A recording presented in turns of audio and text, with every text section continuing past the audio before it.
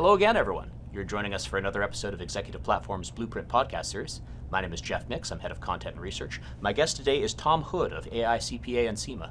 We're going to be having a conversation about the tech-enabled CFO, empowered by generative AI to do more than ever before. I'm really looking forward to this conversation. I always enjoy chatting with Tom. Thank you so much for joining me. Oh, it's great to be here again, Jeff. Why don't we start off by talking about how AICPA and CIMA is trying to help its members stay ahead of the curve, especially when it comes to emerging technologies like generative AI? Yeah, I mean, first of all, just think it's only been a year since Gen AI popped onto the scene in a big way. And from there, everybody's trying to figure out what's it all mean. So early on, we decided that we better start getting our hands around it, both for our public accounting members, the CPA side, primarily in the U.S. and beyond, and then the CIMA or the CGMA side is our management accounting or corporate. So obviously that's why we're here at NAIFS, because of all the corporate folks. But effectively what happened with us is we had this future finance leadership group that we convened, about 50 large public company CFOs. And in July this past year, we had an in-person meeting in our offices, Raleigh-Durham, and suddenly Gen AI was a major topic of discussion. So that was our early warning signal. It was like, we got to do something. So we quickly started pivoting and working with our CPA.com group, who created a symposium that we just had in January. We built it into our summit, and then we got here and ran a Gen AI panel with you guys. So we can talk a little bit about what all this means, because now we've had several instances where we've been able to really discuss it, talk about it, get feedback from a whole bunch of CFOs, and we can kind of talk about those results. All right, well, I'd love to get into that, and I think maybe at the top I'll just add, I know finance is a space that they've been using some autonomous software for a long time, so generative AI isn't a totally novel or foreign concept. It's more, how ease of use is this going to be? How exciting, how empowering? I would love to hear what you're hearing from your people. Yeah, and I got to say, you've had several sessions at this conference in NAIFS 24 have been around Gen AI and what's going on in the finance office. And so what we're learning is that those CFOs are telling us exactly what our CFOs are telling us. It's all the same theme.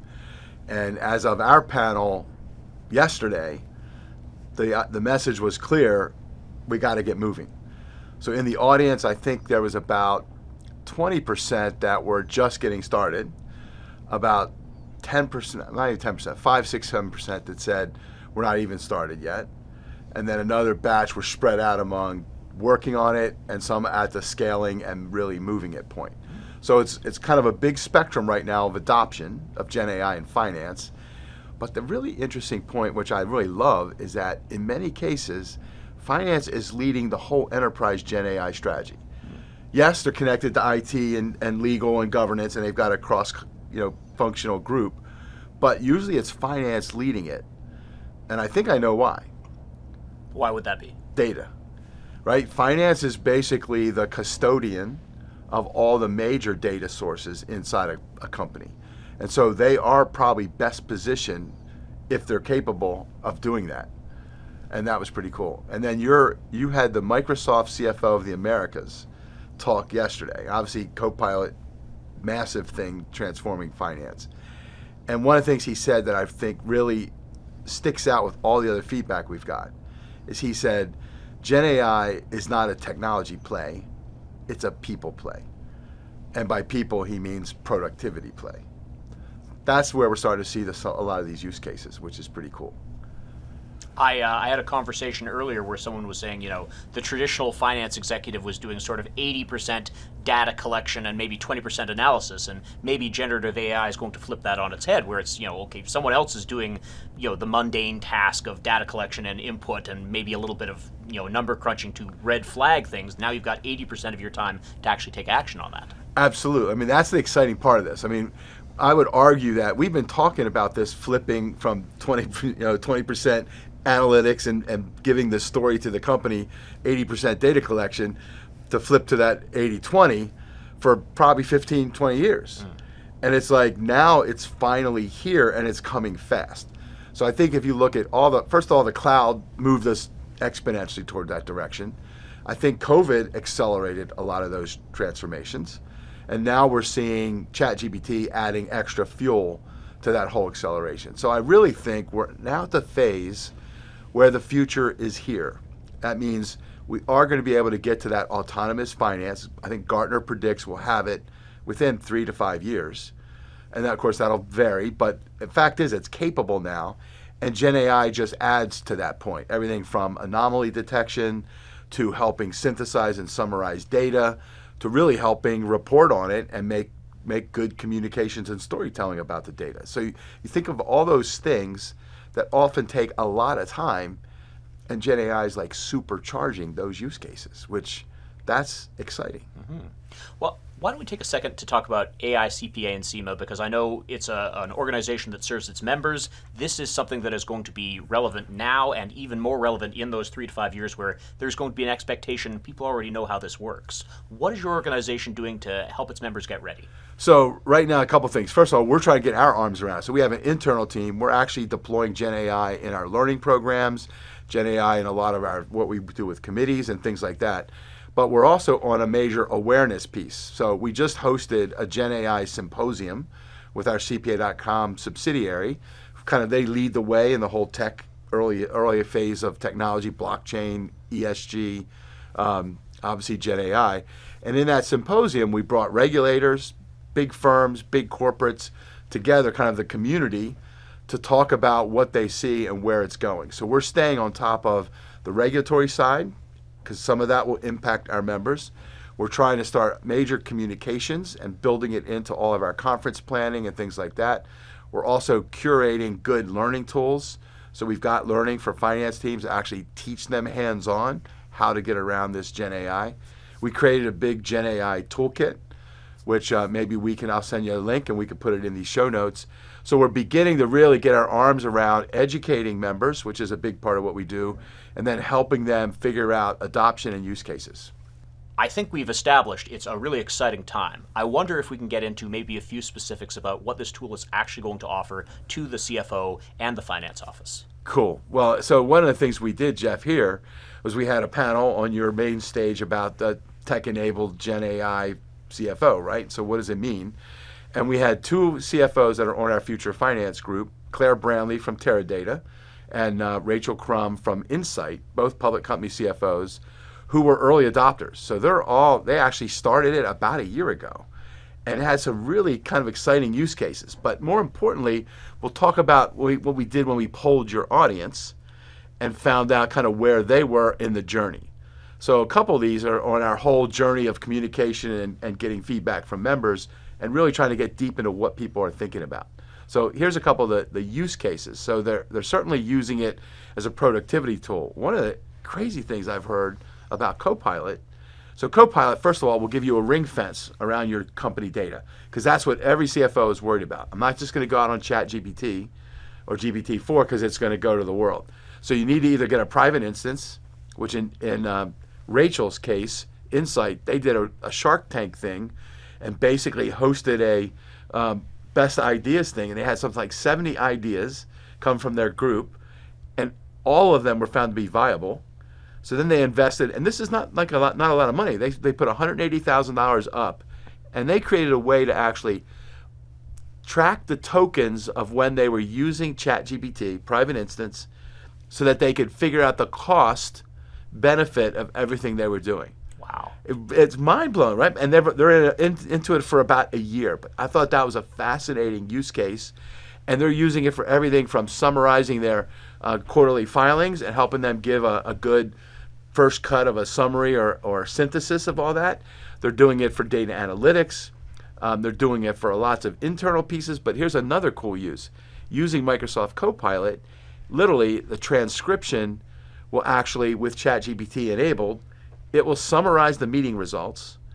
It will talk about what the to-dos and actions are, and it will schedule the meetings for the follow-up from the group. It's like having a project manager on every internal team. Wow. So those are a lot of times when we're thinking finance, data analytics, and all that. Actually, there's all kinds of productivity inside your teams that you can unlock with this tool. So I think you really have to start looking at all those use cases. Again, everything from creating your filings to doing board reports and summaries, obviously all in a private instance. But those are things that it's supercharged for and is a great thing to do. Well, those two examples right there are already things that I want to learn more about. Yeah. Okay, so why don't we talk a little bit about the future in terms of educating, because I know that's a big part of what your organization does. Yep. What are the sort of plans to put in place so 3 to 5 years all of your members are where they need to be? So lots of things. So lots of educational programs and courses, which we can bring to finance teams and corporates, as well as our conferences and those kind of things. We're building Gen AI into all of our learning products, so it's helping us maximize learning capabilities when you're actually taking courses from us. Our CGMA curriculum, the Chartered Global Management Accountant, will be building Gen AI in the next series, which will be in about a year.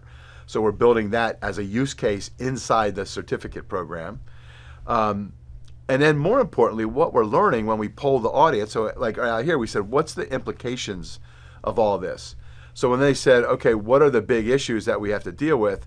The number one issue that came out of both of our workshops was the need for new skills.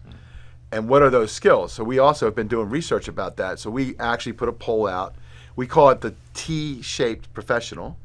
And it's basically putting a big boundary crossing set of skills on top of the finance deep technical analysis, right? Finance and accounting, data analytics, that we have to have that, table stakes. But we start to add on things like strategic thinking, collaboration, synthesizing and telling the story with the data. Those are all, agility is another one. But as we started to talk about this, the number one issue that the CFOs here are saying, need for new skills, number one issue. That surprised us because that's usually not number one. But digital transformation and Gen AI were in like number 2 and number 3. So they're all related.